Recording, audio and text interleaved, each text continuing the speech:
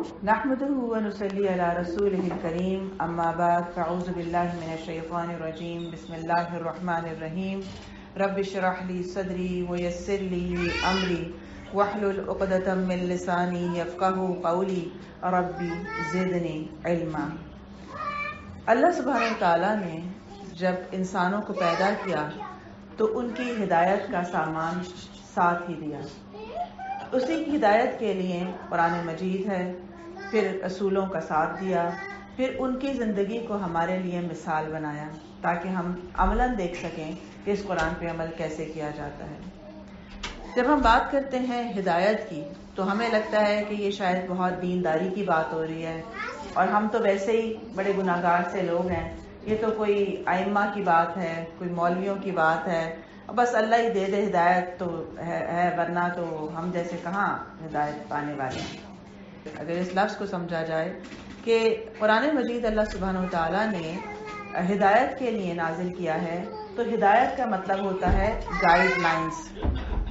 Guide line کا مطلب یہ ہے کہ ہر طرح کی اس میں رہنمائی موجود ہے کہ جو شخص یہ چاہے کہ اسے کامیاب ہونا ہے تو اسے چاہیے کہ وہ قرآن مجید میں دیکھے کامیابی کا نسخہ کیا ہے۔ تو اللہ سبحانہ وتعالیٰ نے ہمارے اس قرآن کے اندر کامیابی کے تمام نسخوں کو جمع کر دیا۔ یعنی یوں سمجھیں کہ اگر ہم اس کتاب کے اوپر یہ لکھ دیں کہ کامیاب بنیے تو کتنے لوگ اسے پڑھیں گے؟ کتنے لوگ پڑھیں گے؟ اگر اس کتاب کے اوپر، قرآن کے اوپر یہ لکھ دیا جائے، ٹائٹل یہ دیا جائے کہ کامیاب بنیے، اسے کتنے لوگ پڑھیں گے؟ 100% پڑھیں گے۔ اور کیا واقعی یقین سے پڑھیں گے کہ میں ایک ایک چیز کو دیکھتا جاؤں میری کامیاب، کیونکہ جو کامیاب لوگ بن چکے ہیں یہ ان کی گائیڈ لائنز ہیں کہ آپ اس طرح آپ بھی کامیاب بن سکتے ہیں۔ تو اس کتاب کو کا واقعی ٹائٹل یہ ہے کہ کامیاب بنیے، دنیا اور آخرت دونوں میں کامیاب بنیے، خوشحال بنیے، اچھی زندگی گزاریے، اچھے انسان بنیے، اچھے رشتہ دار بنیے، اچھے پڑوسی بنیے، اچھے بزنس مین بنیے۔ تو یہ واقعی وہ کتاب ہے جس جو ہمیں یہ بتا رہی ہے کہ ہم واقعی ایک اچھی زندگی یہاں کی کیسے گزار سکتے ہیں۔ کیونکہ جب ہم بات کرتے ہیں کامیابی کی یا آخرت کی تو ہم کہتے ہیں اچھا وہ جب آئے گی دیکھی جائے گی، ابھی تو ہم تو گزاریں یہ والی گزاریں، تو وہ آخرت کا تو ابھی اتنا کوئی فکر نہیں ہے، ابھی تو ادھر کی فکر زیادہ ہے۔ تو اسے یاد رکھیں کہ یہ جو قرآن مجید کی بھی جتنی بھی رہنمائی ہے یا جتنی ہدایات ہیں یہ اس زندگی کو اچھا گزارنے کے لیے ہیں، اس زندگی کو۔ تو اس میں ہماری دلچسپی سب سے زیادہ ہونی چاہیے کہ یہ لائف کیسے پرفیکٹ بن سکتی ہے، کیونکہ جو آخرت ہے وہ تو صرف اس کا رزلٹ ہے۔ تو جس کی یہ زندگی اچھی ہو گئی وہ تو اس کی اگلی زندگی تو آٹو پہ اچھی ہو جانی ہے، اس کو علیحدہ سے محنت کرنے کی ضرورت نہیں ہے اس کے لیے۔ تو اس لیے اللہ سبحانہ وتعالیٰ نے اس قرآن مجید کے اندر ہمیں ہر وہ نسخہ دے دیا جو انسان کو چاہیے ہوتا ہے جذباتی طور پر، ایمانی طور پر، اخلاقی طور پر، ذہنی سکون کے طور پر، یا اپنے رشتوں کے ساتھ نبھانے کے لیے جو کچھ ہو سکتا تھا اس میں تمام وہ باتیں بتا دی گئی ہیں۔ رمضان کے حوالے سے خاص طور پر یہ بات آ رہی ہے کہ رمضان کیوں آیا ہے، اس لیے بتایا گیا اللہ سبحانہ وتعالیٰ نے کہ رمضان اس لیے آیا ہے لعلکم تتقون، تاکہ تم متقی بن سکو۔ اب رمضان ہماری زندگی میں کتنے گزر چکے ہیں، ہر انسان یہ سوچے کتنے رمضان گزارے میں نے۔ اس کے بعد پھر رمضان آئے گا انشاءاللہ، اللہ سے دعا ہے کہ ہم خیر و عافیت سے پائے رمضان کو۔ لیکن کیا وجہ ہے کہ ہم پورا رمضان گزارتے ہیں، نماز بھی پڑھتے ہیں، قرآن مجید بھی پڑھتے ہیں، لیکن ہم اس سے تقوی نہیں پاتے ہیں جو کہ اس کا مقصود ہے کہ لعلکم تتقون۔ یہ اس لیے آتا ہے، یہ اس لیے روزے رکھے جاتے ہیں تاکہ تم متقی بن سکو۔ اب متقی بننا کیسے ہوتا ہے؟ کیونکہ ایک سوال آتا ہے نا، اچھا مجھے متقی بننا ہے، کیسے بنوں؟ کیا اس کا مطلب یہ ہے کہ ہم 30 روزے رکھیں اور جب آخری 30واں روزہ آئے گا تو ٹک ہو گئے متقی؟ 30th روزے کے بعد متقی، کیونکہ آیت کہتی تھی کہ لعلکم تتقون، تم روزے رکھو تاکہ تم متقی بن جاؤ۔ تو اس کا مطلب یہ ہوا کہ 30 روزوں کے بعد انسان آٹو پہ متقی بن جاتا ہے۔ کیا اس کا یہ مطلب ہے؟ اس کا مطلب یہ ہے کہ تقوی حاصل کرنے کے لیے انسان کو ہر لمحے میں کوشش اور ہر لمحے میں اپنا محاسبہ کرنا پڑتا ہے. جب ہم متقی بننے کی بات کرتے ہیں تو ہمیں لگتا ہے کہ ہم تہجد گزاری شروع کر دیں شاید ہم متقی بن جائیں گے, 1000 کی تسبیح روز کیا کریں تو ہم متقی بن جائیں گے, صدقہ زیادہ کیا کریں ہم متقی بن جائیں گے, کچھ کا خیال ہے کہ عمرے پہ اور حج زیادہ کریں تو ہم متقی بن جائیں گے. لیکن جب ہم قرآن مجید کو دیکھتے ہیں تو اس سے پتہ چلتا ہے کہ اپنے نفس کی تربیت کا نام تقوی ہے. اپنے نفس کو اللہ سبحانہ وتعالیٰ کی اطاعت میں ڈھالنے کا نام تقوی ہے. یعنی اپنے نفس کو ہر معاملے میں یہ بتانا کہ جو آپ کو انسٹرکشنز ملی ہیں یہ آپ کے لیے بیسٹ ہیں, یہی آپ کے لیے سب سے بڑی خیر ہے, اور اگر آپ اس کے اگینسٹ گئے تو لازم ہے کہ آپ اس کا نقصان دیکھیں گے. یعنی یہ نہیں ہو سکتا کہ آپ اپوزٹ جائیں زندگی میں اور آپ کہیں کہ پھر بھی بس ٹھیک ہے دیکھی جائے گی, گزر رہی ہے, اچھی گزر رہی ہے, جیسی بھی ہے ٹھیک ٹھاک ہے. تو یہ آخر کار آپ کا رزلٹ آپ کو بتائے گا, کہیں نہ کہیں آپ کا ڈیمیج آپ کو بتائے گا, کہیں رشتوں کا کلیش آپ کو بتائے گا, کہیں آپ کا ذہنی ڈپریشن آپ کو بتائے گا, کہیں پر آپ کے جسمانی بیماری آپ کو بتائے گی کہ کہیں آپ نے اپنے ساتھ کوئی ڈیمیج کیا ہے جس کی وجہ سے یہ ریورس ہوا ہے اور آپ کو اس کا ڈیمیج پہنچا ہے. اسی لیے بہت ساری چیزوں میں ہمیں بات سمجھ میں نہیں آتی کہ ایسا کیوں ہوتا ہے. ہم سمجھتے ہیں کسی نے جادو کر دیا, ہم سمجھتے ہیں کسی نے نظر لگا دی, کسی نے ایسا کیا, لیکن وجہ یہی ہوتی ہے کہ ہماری زندگی کے اندر جہاں جہاں ایرر آ رہا ہوتا ہے وہ ایرر ہمیں کسی نہ کسی طرح سے نقصان پہنچاتا ہے. مثلا اگر ہم صبح شام کی دعائیں نہیں پڑھتے, ہم قرآن مجید کی تلاوت نہیں کرتے, یا ہم نماز میں کیسے پیچھے ہوتے ہیں, تو آٹومیٹک شیاطین کو موقع مل جاتا ہے جو کہ ہمیں نظر بھی نہیں آتے. اب ایک نقصان یا ایک دشمن جو آپ کو نظر ہی نہیں آتا لیکن وہ آپ کے ساتھ رہتا ہے, وہ آپ ہی کے ساتھ اسی دنیا میں موجود ہے اور ہم سے زیادہ تعداد میں موجود ہیں. اب اللہ تعالیٰ نے ہمیں واضح طور پر بتا دیا کہ ان سے بچنے کے لیے, کیونکہ وہ آپ کو دشمن نظر نہیں آتا, میں آپ کو بتاتا ہوں آپ کیسے بچ کے زندگی گزار سکتے ہیں. تو ہمیں کہا کہ آپ نماز کی پابندی کریں, آپ اذکار کی پابندی کریں, آپ صبح شام پڑھیں, آپ اپنے آپ کو پروٹیکٹ رکھیں, آپ قرآن سے سہارا لیں, آپ ان اعمال سے بچیں جس کی وجہ سے ان کو دعوت ملتی ہے, مثلا جیسے فحاشی کا ہونا, دیکھنا, کرنا, یا اسی طرح سے بعض دفعہ جیسے گانے بجانے عام, تو اسی طرح بہت ساری ایسی نافرمانیاں ہیں کہ جس میں پڑھنے کے بعد خود بخود جب ہم اللہ کی حفاظت سے دور ہوتے ہیں تو خود بخود ہم شیاطین کو اس میں آ جاتے ہیں. اسی لیے آتا ہے کہ جو صبح کی نماز نہیں پڑھتا وہ اللہ کی حفاظت سے نکل جاتا ہے. اسی طرح ہماری جو دعائیں ہیں صبح شام کی وہ بھی ہیں ہماری پروٹیکشن اور حفاظت کا ذریعہ ہیں, جو باقاعدہ قلعے کا کام کرتی ہیں. جیسے اپنے آپ کو آپ نے قلعے میں بند کر لیا, اب چاہے کوئی تیر برسائے, چاہے کوئی آپ کو گولی لگائے, کوئی مرضی کر لے, اب آپ کے اوپر کوئی نقصان نہیں ہو سکتا کیونکہ اب آپ ایک سیفٹی کے اندر داخل ہو چکے ہیں. بالکل اسی طرح اللہ سبحانہ وتعالیٰ کے جتنے بھی احکامات ہیں وہ سب ایسے ہیں جو ہمیں پروٹیکٹ کرنے کا ذریعہ ہے, اور اس کا مقصد یہ تھا کہ آپ سیف اینڈ ساؤنڈلی اپنی منزل تک پہنچ جائیں بغیر کسی نقصان کے, بغیر کسی ڈیمیج کے, نہ اپنا نقصان کریں نہ کسی اور کا کریں, اور آپ اپنی منزل جنت کو پالیں. یہ مقصد تھا اس کے سارے کرنے کا.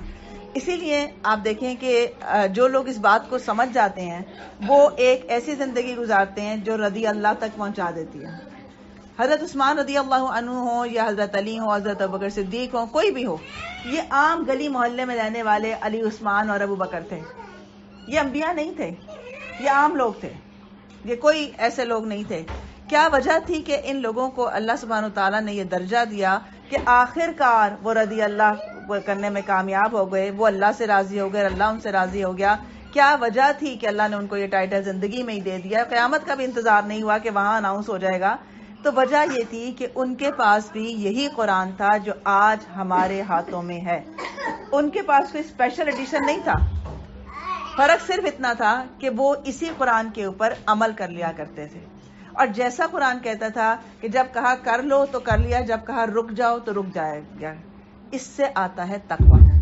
یعنی اپنے نفس کو اس طرح حوالے کرنا، اس یقین کے ساتھ کرنا، پکا 100% یقین ہونا کہ اگر اللہ نے یہ بات کہی ہے کہ نہیں کرو تو یقیناً میرے لیے اس میں کوئی بھلا تھا، اس نے مجھے روکا ہے، یہ پابندیاں نہیں ہیں.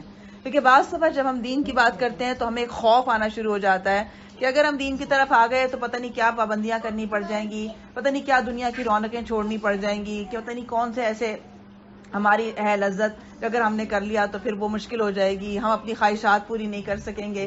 تو یہ وہ چیز ہے کہ جسے سمجھنے کی ضرورت ہے کہ رمضان آئے پھر بھی ہم متقی نہ بن سکیں. تو آخر وہ کیا چیز ہے جو اس رمضان میں ہمیں جس پر کام کرنے کی ضرورت ہے، جو یہ رمضان ہمیں واقعی تقویٰ کی طرف لے جائے. تو اس لیے یہ وہ کتاب ہے قرآن مجید کی جس کو اس رمضان میں اگر آپ صرف اپنے لیے پڑھتے ہیں اور عمل کے لیے پڑھتے ہیں اور اپنے آپ کو باقاعدہ، جیسے آپ کہتے ہیں نا نوٹ کرنا ہے کامیابی کے نسخوں کو، میں نے اچھا کچھ چیزیں آپ کو ایسی ملیں گی جو آپ کو کرنی چاہیے لیکن نہیں کرتے. اب وہ لکھ لیں تھنگس ٹو ڈو میں ڈال دیں اس کو، یہ کام میں نہیں کرتی لیکن مجھے کرنا چاہیے. اسی طرح کچھ ایسے کام آپ دیکھیں گے جس میں کہا جا رہا ہے نہیں کرو لیکن آپ کرتے ہیں. تو اپنے آپ کو وہاں پر لکھ دینا ہے کہ یہ کام مجھے اپنی زندگی سے کراس کر دینا ہے، حالانکہ میں کرتی ہوں لیکن منع کیا نہیں کرو. کیوں نہیں کرو؟ کیونکہ مجھے عین اس کتاب کے مطابق اپنی ذات کو بنانا ہے. اس کا نام تقویٰ ہے. اپنی ذات کو سرنڈر کر دینا، اپنی ذات کو according to the rule regulation کے لے آنا، اس کو گروم کرنا، تربیت کرنا، مہذب بنانا، اس کا نام تقویٰ ہے. یہ بالکل ایسی بات ہے جیسے آپ سب یہاں جب آئے ہیں اس گھر پہ تو آپ کیسے آئے ہیں؟ کس کے ذریعے آئے ہیں؟ آپ کو یہ گھر پتا تھا دنیا میں یہ گھر کہاں ہے؟ دنیا کے خطے میں یہ گھر کہاں ہے؟ آپ کو پتا تھا یہ بات؟ نہیں پتا تھا. کیا ذریعہ یوز کیا آپ نے پھر اس کو ڈھونڈنے کے لیے، تلاش کرنے کے لیے؟ جی پی ایس کے ذریعے آئے، میپ لگا کے آئے، میپ لگایا آپ نے اور جو میپ کہہ رہا تھا اسی کے مطابق آئے، اس کے مطابق آئے. اچھا تو جب وہ یہ کہہ رہا تھا کہ لیفٹ جاؤ تو آپ لیفٹ جا رہے تھے یا رائٹ جا رہے تھے؟ لیفٹ جا رہے تھے. جب اس نے کہا نہیں بس سیدھے جاؤ تو آپ نے اپنی عقل لڑائی، کیسے سیدھا جا سکتے ہیں؟ سیدھا تو مجھے لگ رہا ہے کہ نہیں ہوگا، مجھے لگ رہا ہے کہ دائیں جانا چاہیے. یا آپ نے سوچا نہیں اگر یہ کہہ رہی ہے تو بالکل 100% صحیح کہہ رہی ہے، میرے لیے تو نیا علاقہ ہے لیکن اور مجھے بھی نہیں پتا دنیا کے کس خطے میں یہ پایا جاتا ہے، لیکن چلو اگر یہ کہتی ہے کہ سیدھے جاؤ تو آ جائے گا، اور یہ 6 دفعہ بھی مجھے کہتی ہے لیفٹ چلے جاؤ، رائٹ چلے جاؤ، نہیں واپس ہو جاؤ، یو ٹرن لے لو، تو میں ماننے کو تیار ہوں. ایسے ہی ہوا تھا. اگر اس میں اپنی عقل لڑائی جائے، میرا خیال یہ ہے نہیں میرا نہیں دل چاہ رہا یو ٹرن کا، میں سوچ رہی ہوں سیدھا ہی چلی جاؤں تو اچھا، تو پھر کیا ہوگا؟ کیا آپ منزل کو پا لیں گے؟ آپ کیا ہوگا؟ رستہ گم کر دیں گے، اور رستہ گم کرنے کا مطلب ہے منزل کو گم کر دینا. اور جبکہ ہم ہر نماز میں کیا دعا مانگتے ہیں کہ ایاک نعبد و ایاک نستعین اہدنا الصراط المستقیم. گویا ہم کہہ رہے ہیں کہ مجھے گوگل میپ جو کہہ رہا ہے، جیسے قرآن کا میپ جو کہہ رہا ہے، مجھے اس رستے پہ سیدھا چلنے کا طریقہ بھی سکھا دیں. بالکل اسی طرح جیسے آپ گوگل میپ سے گمتے نہیں ہیں، کم وقت میں جلدی منزل تک آ جاتے ہیں، اسی طرح جو لوگ اوبے کی زندگی گزارتے ہیں وہ کم زندگی میں چھوٹی سی عمر کے اندر واقعی جنت کو پا لیتے ہیں اور اپنے مقصد کو پہ کامیاب ہو جاتے ہیں، کیونکہ انہیں پکا یقین ہوتا ہے کہ اگر یہ کہے تو یہ بالکل ٹھیک بات ہو رہی ہے، 100% ایسے ہی جانا چاہیے مجھے. وہ پھر چاہے معاملہ لباس کا ہو، چاہے رشتہ داریاں نبھانے کا ہو، چاہے وہ بچوں کے ساتھ ٹریٹ کرنا ہو یا اپنے سسرال نبھانے ہو، کوئی بھی معاملہ آئے پھر اس میں اپنی عقل نہیں چلتی، پھر اس میں اپنی خواہشات نہیں چلتی، اس میں پھر یہ نہیں چلتا کہ اچھا فلاں میرے ساتھ تو اچھا نہیں کرتا تو میں اس کے ساتھ اچھا کیوں کروں. عقل کیا کہتی ہے انسان کی؟ آپ کے ساتھ کوئی برا کر رہا ہے تو آپ کیا کریں؟ کیا کریں؟ قطع تعلق ہی کر دیں، چھوڑ دیں، زندگی میں نہ کبھی اس کی شکل نہ دیکھیں، کبھی اس کو نہ کریں، اس سے ایک کی 4 سنائیں. عقل یہ کہتی ہے نا، اگر عقل پہ چلیں تو ہم یہ زندگی گزاریں گے. ٹھیک ہو گیا؟ قرآن کہتا ہے اسی لیے عقل کو وحی الہی کے تابع رکھیں گے تو مومن بنیں گے. عقل تو یہ کہتی ہے. قرآن مجید کہتا ہے، اللہ سبحانہ و تعالیٰ فرماتے ہیں کہ برائی کے جواب میں اچھائی کرو اگر کامیاب ہونا ہے. اب دیکھیں آپ کی عقل اور کیا منزل کا میپ صحیح بتا رہا ہے؟ آپ کہیں جا رہے ہیں, کامیابی کا راستہ کہیں جا رہا ہے. ٹھیک ہو گیا؟ یہ ہے وہ ڈفرنس کہ اگر آپ اپنی زندگی اپنی عقل اپنی خواہشات پہ گزاریں گے تو آپ بالکل 180 ڈگری اپوزٹ جا رہے ہیں. ادھر جنت نہیں ہے جہاں آپ جا رہے ہیں, اور جنت صرف نماز روزے سے حاصل نہیں ہو سکتی. یہ ایک کمبینیشن کا نام ہے. یہ ہمارے ہر لمحے میں ہمارے فیصلے کا نام ہے کہ ہم نے اس لمحے میں کیا فیصلہ کیا. مثلا آپ نے یہ فیصلہ کیا کہ میں ابھی جواب دے دوں یا چپ رہوں. ہر لمحے میں ہمارا فیصلہ ہو رہا ہوتا ہے. مجھے اب آپ نے یہ فیصلہ اس لیے کیا, جو شخص مومن ہے وہ یہ دیکھتا ہے کہ میں اگر چپ رہوں تو میرا آخرت میں زیادہ فائدہ ہے یا جواب دے دوں تو زیادہ فائدہ ہے, کون سے میں فائدہ رہے گا. ٹھیک ہے, تو اس پر فیصلہ کرتے ہوئے وہ اپنی عقل کو سرنڈر کر دیتا ہے. وہ کہتا ہے اگر اللہ سبحانہ وتعالیٰ مجھے یہ کہہ رہے ہیں کہ آپ برائی کے جواب میں اچھائی کریں, دین یس سر اینڈ دیٹس اوکے, بات ختم. اب میری عقل کہے, میرا دل کہے, میرا دماغ کہے, مجھے لوگ کہیں, جو مرضی ہو جائے, میری جو ڈائریکشن ہے وہ یہی رہے گی. اسی لیے یہ بات واضح کر دی گئی کہ جو کچھ انہوں نے کیا وہ ان سے پوچھا جائے گا, تم سے یہ پوچھا جائے گا تم کیا کرتے تھے. کیونکہ ہمارے اکثر جو غلط رویے ہیں, اکثر جو ہمارے گناہ ہیں, ان کا جواز ہم یہ دیکھتے ہیں سب کر رہے تھے. اس کا جواز یہ ہوتا ہے اس نے بھی تو میرے ساتھ اتنا غلط کیا تھا, تو اگر میں نے کر دیا تو آپ اس کے ذمہ دار نہیں ہیں. آپ کی ٹوٹل ذمہ داری اپنے نفس کی ہے, اور اس دنیا میں آپ اپنے آپ کو ہی جہنم سے بچانے آئے ہیں. اصل میں آپ اپنے آپ کو جنت میں لے جانے کے لیے ایفرٹ کرنے آئے تھے. اگر آپ ساری دنیا کے مطابق چلنے لگیں, ان کی عقلوں, ان کے رویوں, ان کے عمل کے مطابق چلیں, تو کیا آپ منزل پا سکتے ہیں؟ نہیں پا سکتے. آپ کو ایک فیصلہ کرنا پڑتا ہے, مجھے یہ رکھنا ہے اپنی زندگی کا پیٹرن, اب میرے ساتھ کوئی اچھا کرے برا کرے میں یہی ہوں. اسی لیے اللہ سبحانہ وتعالیٰ نے رسول اللہ صلی اللہ علیہ وسلم کو مثال بنایا کہ آپ ان کو دیکھیں. مطلب آپ کی زندگی میں بدو بھی ہیں, آپ کی زندگی میں مخالفین بھی ہیں, آپ کی زندگی میں اپنے سگے چچا کی طرف سے اذیتیں بھی ہیں, آپ کی زندگی میں اس حد تک ہے کہ آپ کی ذات پر بھی بات ہے اور آپ کے اخلاق پر بھی بات ہے, آپ کی گھر والیوں پر بھی بات ہے. اس کے باوجود آپ کا اخلاق وہ ہے کہ آپ سیفلی جو ہے, نہ مخالفین کے ساتھ آپ کی کبھی ایسی بات ہوئی کہ جو آپ کے اوپر بات آئے, اور نہ ہی اللہ سبحانہ وتعالیٰ کے معاملے میں آپ نے کبھی نافرمانی کی, بلکہ آپ نے کس طرح لوگوں کو بھی خوش رکھا اور اللہ تعالیٰ کو بھی راضی رکھا. کیسے آپ نے اپنے اخلاق اور نرمی اور ان ہدایات کے مطابق چل کر ایک کامیاب انسان ہونے کا ٹائٹل بھی حاصل کر لیا, جبکہ آپ کو سب سے زیادہ مشکلات تھیں. اس مشکل سے نکلنا اور اپنے آپ کو سیفلی نکال لینا یہ آسان تھا ہی نہیں. اسی لیے حضرت عائشہ تعالیٰ عنہا سے جب آپ صلی اللہ علیہ وسلم کے اخلاق کے بارے میں پوچھا گیا تو آپ نے فرمایا کہ آپ کا اخلاق قرآن ہے. کیا مراد ہے؟ مراد یہ ہے کہ آپ کیسے کامیاب ہو گئے ہیں, آپ اتنے اچھے اخلاق کیسے مینٹین کر لیتے ہیں. تو اس کا جواب یہ ہے کہ جو قرآن کہتا ہے آپ بس ویسے اوبے کر لیتے ہیں, دین آپ کو پتا ہوتا ہے مجھے اس موقع پہ کیا کرنا ہے. ہمیں یہ نہیں سمجھ میں آتا اس موقع پہ کیا کرنا ہے, اس لیے کیونکہ ہم قرآن کو کبھی بھی اپنے یوز کے لیے پڑھتے ہی نہیں ہیں, اپنی لائف کی ڈائریکشن کے لیے نہیں پڑھتے.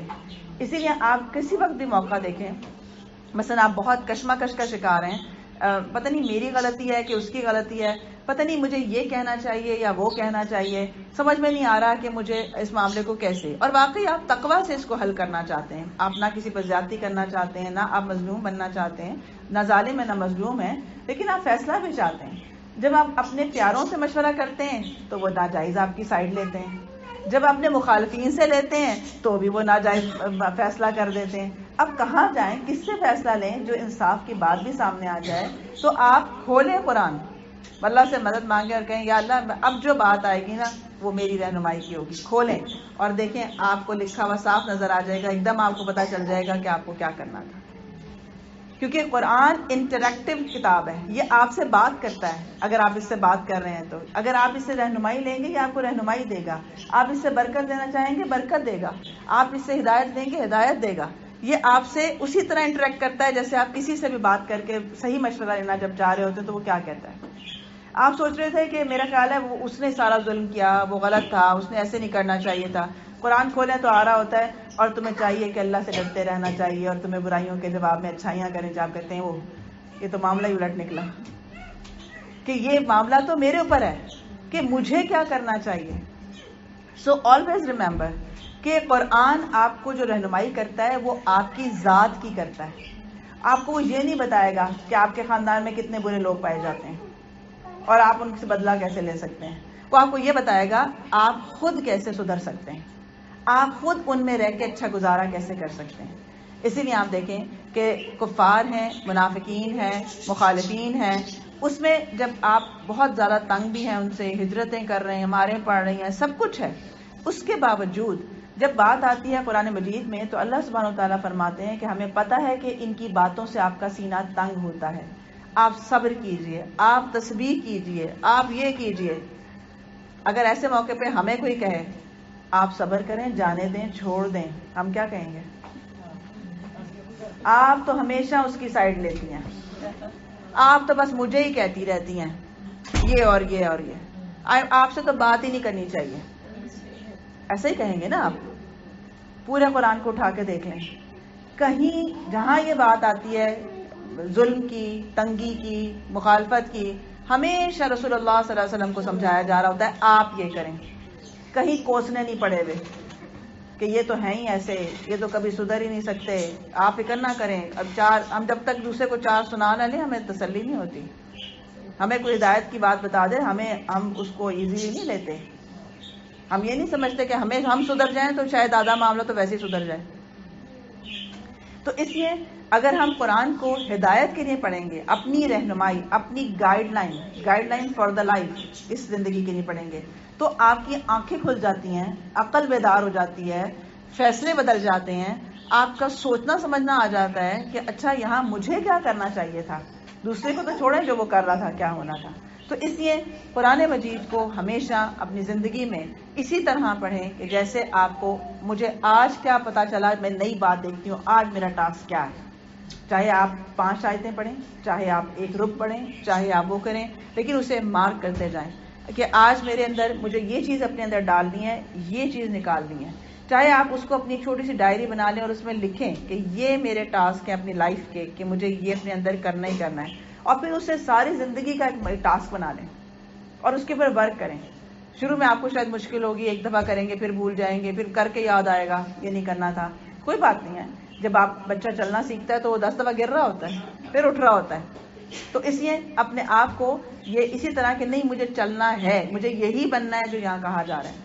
تھوڑے عرصے بعد آپ دیکھیں گے کہ آپ انہی باتوں پہ بہت نارمل بیہیو کرنے لگیں گے جن باتوں پہ آپ بڑا ٹینشن میں چلے جاتے تھے, آپ 10 دن تک اس بات کو بھلا نہیں پاتے تھے. آپ کو لگے گا اچھا تو اس میں کیا بات ہے ایسی, بھائی غصے میں تھا کہہ دیا, کیا ہو گیا, کیا فرق پڑتا ہے, کوئی بات نہیں, اس کی عادت ہے, کہہ دیا تو کیا فرق پڑتا ہے, تو اس سے مجھے کیا فرق پڑا, کوئی فرق نہیں پڑتا ہے. رسول اللہ صلی اللہ علیہ وسلم کو آ کے بتایا گیا کہ آپ کو لوگ وہ فلانے آپ کو مذمم کہہ رہے ہیں. آپ نے کہا کہنے دو, میں تو ہوئی محمد, تو جب میں ہوئی نہیں تو مجھے ٹینشن کس بات کی ہے کہ وہ مجھے تو نہیں کہہ رہے نا, میں تو محمد ہوں. تو بیسیکلی اپنے نفس کی تربیت کرنی پڑتی ہے, اپنے آپ کو سمجھانا پڑتا ہے. ساری دنیا کو نہیں آپ بدل سکتے, ساری دنیا کو نہیں سمجھا سکتے. پھر اسی طرح بعض دفعہ کوئی ہمیں جب سمجھانے لگتا ہے تو ہمیں سمجھنے کے لیے تیار بھی ہونا چاہیے. ہم لوگوں سے مشورہ چاہتے ہیں لیکن مشورے کو اڈاپٹ نہیں کرتے. کیوں نہیں کرتے؟ کیونکہ ہمیں لگتا ہے کہ کوئی ہمیں کیوں ہمیشہ سمجھاتا ہے, دوسرے کو کیوں نہیں کہتا.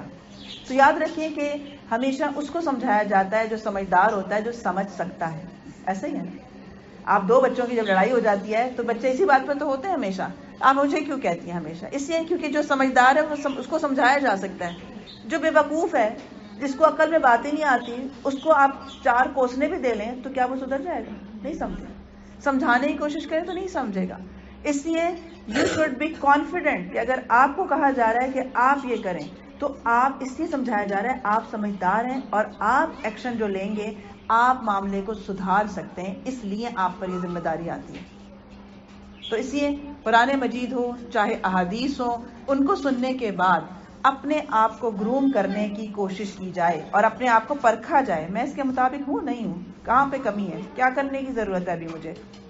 تو انشاءاللہ آپ دیکھیں گے کہ بہت جلدی آپ کے اندر وہ تقویٰ, وہ میزان آنا شروع ہو جائے گا جس بارے میں ہمارا خیال ہے کہ ہم تو کبھی متقی ہو ہی نہیں سکتے, ہم جیسے کہاں, نہیں، ہم ہی جیسے ہیں، کیونکہ جب اللہ سبحانہ وتعالیٰ نے رمضان ہر انسان ہم جیسوں کے لیے بھی کہا کہ لعلکم تتقون، تو اس کا مطلب ہے کہ ہم جیسوں کے لیے بھی تقویٰ جو ہے وہ حاصل کرنا لازم ہے، ہماری اس منزل کو پانے کے لیے شرائط میں سے ہے کہ آپ یہ بن جائیں، بس پھر وہ آتا ہے نا اللہ تعالیٰ متقین سے قبول فرماتا ہے۔ تو متقین سے قبولیت کب ہوتی ہے؟ جب وہ اللہ کی خاطر یہ سب کر رہے ہوتے ہیں، کیا اپنے نفس کو مطیع کر رہے ہوتے ہیں۔ کیسے مطیع کر رہے ہوتے ہیں؟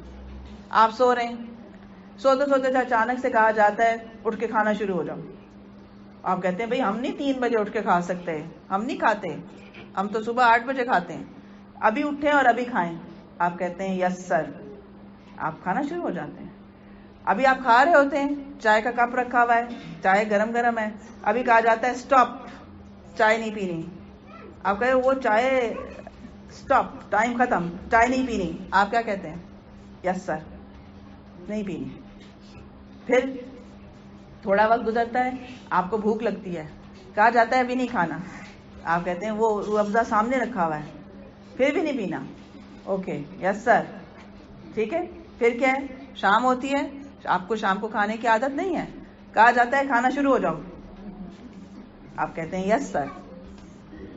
پھر ابھی آپ کھا رہے ہوتے ہیں، اس کے بعد جو ہے ابھی آپ کبھی تھوڑا سا چائے کا کپ لیتے ہیں، اٹھ جاؤ نماز پڑھو جا کے، آپ کہتے ہیں یس سر۔ یہ ہے تقویٰ کی زندگی، اسی کا نام ہے۔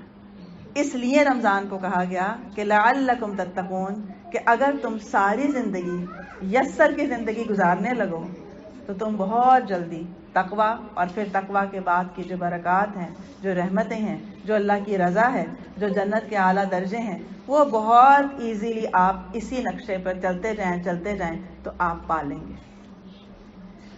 یہ ہے ٹوٹل اس کا خلاصہ کہ زندگی میں تقویٰ کیسے آتا ہے۔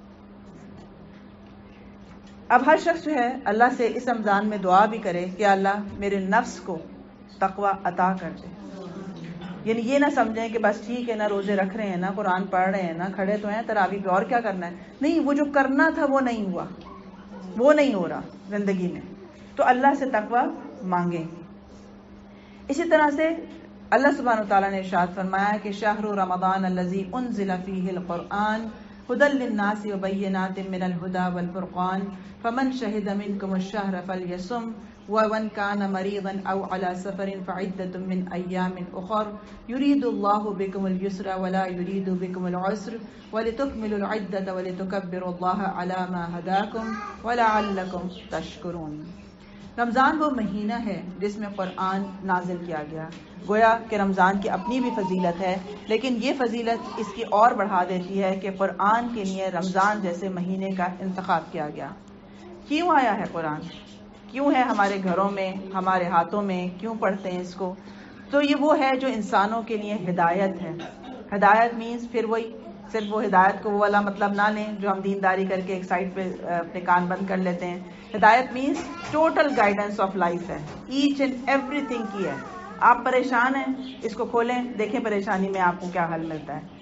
آپ ڈپریشن میں ہیں، دیکھیں کھولیں اس کو کہ ڈپریشن ہوا کیوں ہے آپ کو اور اس کا حل کہاں سے نکلتا ہے۔ تو عموماً یہ جو ہم دیکھتے ہیں کہ آج کل ڈپریشن کا مرض بہت زیادہ نظر آتا ہے، یہ وہی خلا ہے انسان کی زندگی میں جو اسے سمجھ میں نہیں آتا کہ میں کہاں سے فل کروں اور کہاں سے وہ خوشیاں لے کر آؤں، کیونکہ انسان کمبینیشن ہے جسم اور روح کا۔ یہ جو ہم اوپر سے نظر آتے ہیں یہ صرف شو کیس ہے، سجا سجایا شو کیس ہے جو ہمارے فیچرز ہیں یا ہم جیسے بھی نظر آتے ہیں۔ جو اصل ہے وہ ہمارے اندر کی سول ہے، جو ہم اصل انسان ہیں۔ یعنی اگر کوئی ڈیفائن کرنا چاہے کہ یہ کون ہے، یہ نیک ہے، یہ بد ہے، یہ اچھا ہے، یہ برا ہے، یہ بد اخلاق ہے، یہ فیاض ہے، کون ہے، تو یہ جو ڈیفینیشن بنتی ہے یہ ہماری سول سے بنتی ہے کہ ہم اندر سے کون ہیں اور کیا ہیں۔ لہٰذا یہ جو اندر کے اوپر کام ہے، یہ جو اندر ہمارا وجود ہے، یہ سول اللہ تعالیٰ کی مطیع فرما بردار ہے۔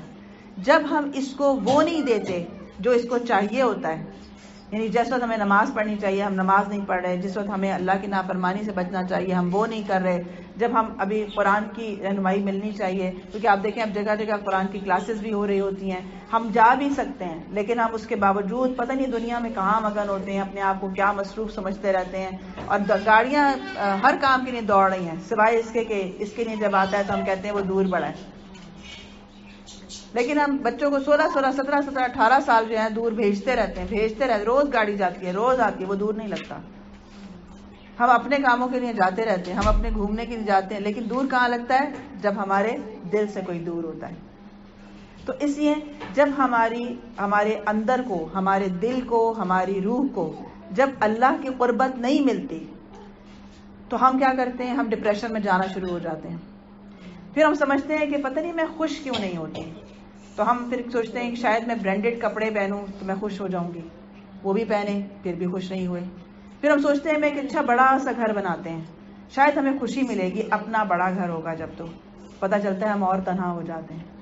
پھر ہم سوچتے ہیں کہ اچھا شاید نا ہم بچوں کو پہ اچھا لٹائیں، مال لٹائیں، ان کو عیاشی کروائیں، شاید ہم خوش ہو جائیں گے. ہم پھر بھی خوش نہیں ہوتے، وہ اور بگڑ جاتے ہیں. پھر ہم سوچتے ہیں ہم بچوں کو باہر پڑھنے بھیجیں، وہ اچھے افسر لگیں گے، پھر ہمیں خوشی ملے گی. پتہ چلتا ہے کہ وہ پھر کبھی لوٹ کر نہیں آتے اور ہم انہیں کے منتظر رہتے ہیں اور ہم مزید تنہا ہوتے ہیں. تو گویا کہاں ہے وہ خوشی جو اس خلا کو پر کر سکے؟ تو وجہ یہی ہے کہ یہ خلا وہیں سے پر ہوتی ہے کہ جس اللہ نے اس کو بنایا ہے، یہ اس کے ذکر ہی سے اطمینان پاتی ہے، یہ اس کو اوبے کر کے ہی خوش ہوتی ہے. یہی وجہ ہے کہ آپ کو صدقہ کر کے ایک تسکین سی اندر محسوس ہوتی ہے، حالانکہ آپ کا مال جا رہا ہے، حالانکہ وہ خوشی تو اسے ملنی چاہیے جس کی ضرورت پوری ہو رہی ہے. آپ کیوں خوش ہو رہے ہیں؟ آپ کس بات پہ مطمئن ہو رہے ہیں؟ اور وہ خوشی ہے جو آپ ایکسپلین نہیں کر سکتے کسی کو کہ مجھے کیا ملا. تو یہ ہے وہ انسٹنٹ ریوارڈ یا وہ انسٹنٹ خوشی یا انسٹنٹ آپ کا ریئیکشن جو آپ کو بتاتا ہے کہ this was your real need. یہ وہ چیز تھی، اب مجھے سرابی ملی ہے، اب مجھے وہ خوشی ملی ہے، اب مجھے وہ ملا جس کے لیے میں پیدا کیا گیا تھا. تو آپ کا انر آپ کو بتاتا ہے کہ ناؤ آئی ایم فلفلڈ. اور جب آپ اسے محروم کرتے ہیں ان چیزوں سے، یعنی ہم اپنے اوپر تو برانڈ کے نام پر بہت سا مال لگائیں گے، لیکن صدقہ خیرات میں کمی کریں گے، جتنا حق بنتا ہے کسی کا جو ہمارے مال میں ہم اتنا نہیں دے رہے، کم دے رہے ہیں، ایک دم آپ کی روح اندر سے آپ کو بتائے گی سم تھنگ رانگ، آپ غلط جا رہے ہیں. آپ رشتہ دار کو جو حق دینا چاہیے، جس طرح اس کا ہونا چاہیے، آپ نہیں کر رہے، ایک دم آپ کی روح آپ کو ڈپریشن میں ڈال کے بتائے گی کہ آپ مس کر رہے ہیں، آپ کے اندر وہ کمی آ رہی ہے. اسی لیے جب سے ہم نے پرائیویسی کے نام پر اپنے زون بنائے اور ہم اس کے اندر گم ہو گئے اور ہم اس کے اندر تنہا ایک قید خانے میں چلے گئے اپنی ذات کے خول میں جا کر، تو اسی لیے ہمیں ڈپریشن ہوا. اور جیسے ہی ہم کسی سے واپس، وہ ہماری جو روایات ہیں، اسلام کی بھی وہی روایات ہیں جو ہمارے اس ملک کی روایات ہیں، ہمارے خاندانوں کی روایات ہیں، کہ ایک دوسرے کو پوچھنا، ایک دوسرے کے پاس بیٹھنا، اس سے بات کرنا، اس سے اپنا غم شیئر کرنا، اپنی خوشیاں شیئر کرنا، اس کی پوچھنا، اپنی سنانا، یہ وہ چیز ہے کہ انسان کو اس سے تسکین ملتی ہے، کیونکہ وہ اوبے کرنے کی زندگی گزارتا ہے. اور اسی کو تقویٰ کہا جاتا ہے کہ آپ ہر لمحے میں اس کی وہ بات مانتے جائیں اللہ کی. جہاں رشتہ دار کا وقت ہے اس کو وہی وقت دیں، جہاں قرآن کا وقت ہے اس کو وقت دیں، جہاں نماز کا وقت ہے اس کو وہی وقت دیں، اس کو آگے پیچھے نہیں کریں. تو اس سے کیا ہوگا کہ آپ جب خوش ہوں گے تو آپ ایک خوشحال معاشرے کو جنم دے رہے ہیں، آپ کے بچے وہ سیکھ رہے ہیں جو ساری نیکیاں آپ کر رہے ہیں. تو اسی نے فرمایا کہ یہ وہ قرآن ہے جو انسانوں کو گائیڈ کرتا رہتا ہے اور ایسی واضح تعلیمات پر مشتمل ہے جو راہ راست دکھانے والی ہیں.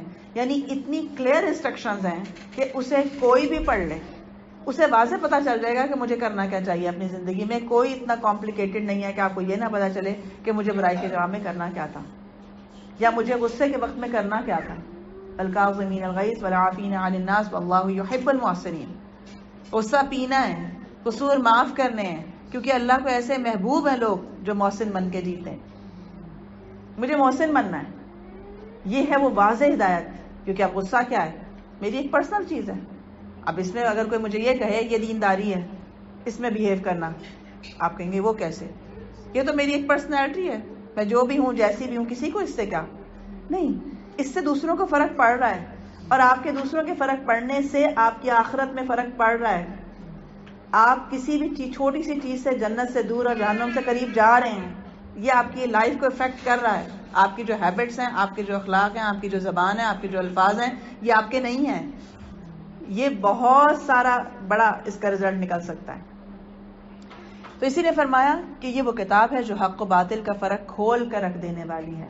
یعنی جب اسے آپ اپنی لائف کے لیے پڑھتے ہیں تو اس کے تمام معیارات آپ کو بتاتے ہیں کہ نفع کیا ہوتا ہے، نقصان کیا ہوتا ہے، بھلا کیا ہے، برا کیا ہے، کیا چیز کرنی چاہیے، کیا نہیں کرنی چاہیے. یعنی یہ جیسے میں نے ابھی آپ کو مثال دی کہ اگر اپنی عقل پہ معیار پہ پرکھیں گے تو آپ ظالم ہی رہیں گے ہمیشہ، کیونکہ ایک کی چار سنانے کا مطلب ہے آپ ظالم وہ مظلوم ہو گیا آٹو میں. یہ آپ کو بتاتا ہے نہیں، آپ فائدے میں رہے اگر آپ نے معاف کر دیا، آپ کو زیادہ ملے گا، کیونکہ اس دن آپ کو اس احسان کا بدلہ بھی ملے گا اور جو اصل تھا اس کا بدلہ بھی کمپنسیٹ آپ سے ہوا جا رہا ہوگا. تو آپ ڈبل کیوں نہیں کما لیتے؟ آپ اس وقت کیوں چکانے کی کوشش کر رہے ہیں؟ تو یہ ہے کہ وہ ہمیں معیارات ملنا شروع ہو جاتے ہیں کہ مجھے فائدہ کیا ملا. بس جو کوئی تم میں سے اس مہینے کو پائے تو اس کے لیے لازم ہے کہ اس مہینے کے روزے رکھے. گویا کہ چھوٹی چھوٹی بات پر جو ہے بغیر کسی شرعی عذر کے روزے نہیں چھوڑ دینے چاہیے. پھر یہ کہ جو کوئی تم میں سے مریض ہو یا سفر میں تو وہ دوسرے دنوں میں روزوں کی تعداد پوری کر لے. اس لیے جو روزے کسی کے بیماری کی وجہ سے یا خواتین کے روزے چھوٹ جاتے ہیں ان کو بعد میں ادا کرنا چاہیے بطور فرض کے. اللہ تمہارے لیے آسانی چاہتا ہے اور سختی کرنا نہیں چاہتا. گویا کہ اللہ سبحانہ وتعالیٰ نے جتنے بھی احکامات بتائے ہیں وہ آپ کے لیے آسانی کے لیے بتائے تھے. مثلاً یہ جو جی پی ایس ہے یہ اس لیے نہیں ہے کہ کیا میں اسی کی سنتے رہوں 1 گھنٹے تک، اب سیدھے جاؤ تو اب الٹے جاؤ تو اب مڑ جاؤ، یہی کرتے رہو، یہی پابندی میں بیٹھے رہوں اسی پابندی کے اندر. ہاں، اللہ تمہارے لیے آسانی چاہتا تھا، اس لیے آپ کو سٹیپ بائی سٹیپ بتایا، آپ آسانی کے ساتھ نکل جائیں. آپ ایسا کریں روزہ رکھیں جہنم سے آزاد ہو جائیں. یہ سختی نہیں، نرمی کرنا چاہتا تھا تمہارے لیے. اور یہ کہ تم روزوں کی تعداد پوری کرو اور جس ہدایت سے اللہ نے تمہیں نوازا ہے اس پر اس کی بڑائی بیان کرو تاکہ تم شکر گزار بن جاؤ. لہذا روزوں کی تعداد جب پوری ہو جائے تو اپنی بڑائی کے زوم میں نہ آ جاؤ. بعض دفعہ ہم خود بخود تھوڑی سی نیکی کر کے عادت نہیں ہوتی نا، تو تھوڑی سی نیکی بھی بہت لگتی ہے. پھر ہم جس مجلس میں بیٹھتے ہیں ہم پوچھنا شروع ہو جاتے ہیں میں تو قرآن میں میں تو رمضان میں اتنے قرآن پڑھ ختم کر لیتی ہوں، آپ کتنے کر لیتی ہیں؟ لیلۃ القدر میں تو نا پوری رات جاگ، آپ کتنا جاگی؟ مجھے لگ رہا تھا کہ آج ہی کی لیلۃ القدر کی رات ہے جو میں جاگی ہوں، جس میں نا مجھے لگا تھا ایسا ہی کہ ایسے ہی ہوگا. آپ کتنا کرتی ہیں؟ اس کا مقصد کیا ہوتا ہے؟ اپنی بڑائی بیان کرنا. تو واضح اللہ تعالیٰ نے ایک مینرز بھی سکھا دیے کہ ایک سلیقہ بھی سیکھو عبادت کر کے کہ اسے اللہ کی بڑائی بیان کرنے کا ذریعہ بناؤ، اللہ کا شکر کرنے کا ذریعہ بناؤ. کتنے ایسے لوگ تھے جو ICU میں تھے اور وہ تڑپ رہے تھے اس پہ کھڑے ہونے کے لیے. اگر انسان کے اپنے بس میں ہو تو کیا ہمارے صحت ہمارے بس میں ہے کہ رمضان آئے اور ہم صحت مند بھی رہ سکیں؟